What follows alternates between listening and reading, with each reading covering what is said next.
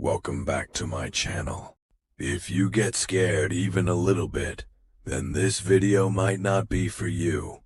Watch at your own risk, because today's story is dark, mysterious, and truly terrifying. Hello friends, how are you all? I hope you're all doing great and life is treating you well. I'm guessing you've already listened to my last horror story, but if you haven't, don't worry. I'll leave the link in the description box below. Today's story is going to be incredibly terrifying. If you have AirPods, headphones, or earphones, put them on right now. Find a quiet room, turn off the lights, and immerse yourself completely in the story. Today's story is called The Shadow of Blackwood. So dim the lights, put on your headphones, and prepare yourself for a chilling journey into the unknown, because once this story begins, there may be no turning back. You can end the intro with, "And now, let's start the story." The rain hammered against the windshield as Alexander drove deeper into the mountains. Midnight had already passed, but he kept going without fear. He had always laughed at ghost stories and legends. To him, the supernatural was nothing more than a lie people created to scare each other. But tonight, that arrogance would cost him everything. Locals had warned him never to take the Blackwood Pass at night. They claimed anyone who crossed that road after midnight would never return the same. Some never returned at all. Alexander ignored every warning. As his SUV entered the area known as the Valley of Shadows, the storm suddenly grew worse. Thunder exploded across the sky while thick fog swallowed the road ahead. A strange static crackled from the radio, pulsing slowly like a heartbeat. Then his GPS screen flickered and died.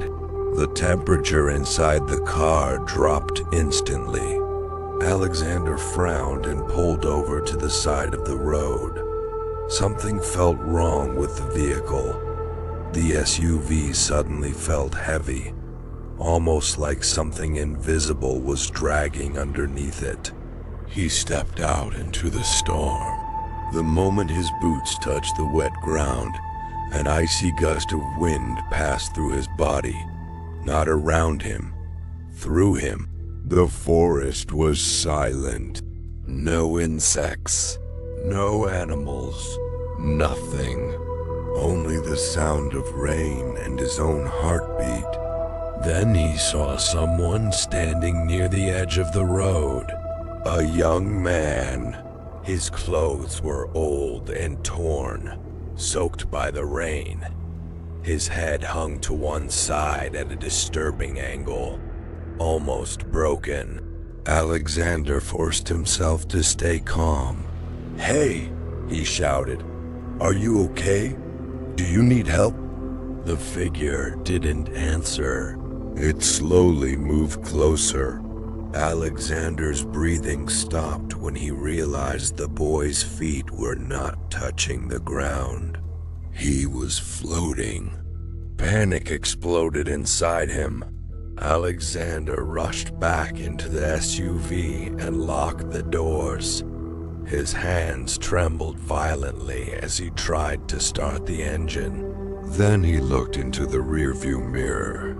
The boy was sitting in the back seat. Alexander screamed and spun around, but the seat was empty. Only a wet patch of mud remained on the leather seat, carrying the smell of rotten earth.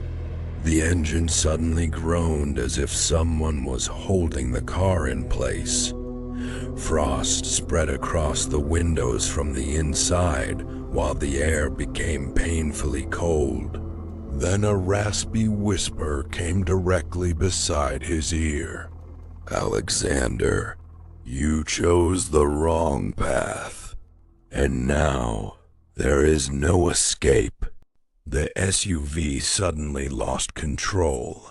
Alexander tried turning the wheel, but the car skidded violently across the wet road before crashing through the railing and plunging into darkness below.